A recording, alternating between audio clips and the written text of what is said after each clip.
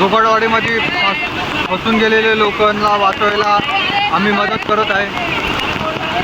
तर कोणी येऊ नये दगडवाडीला.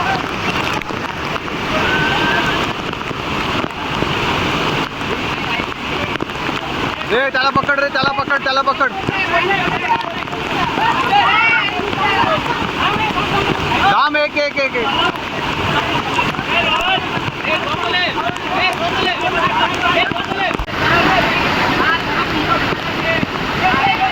भरपूर पाण्याचा ताकदीने पाणी पडू राहिलं खालून.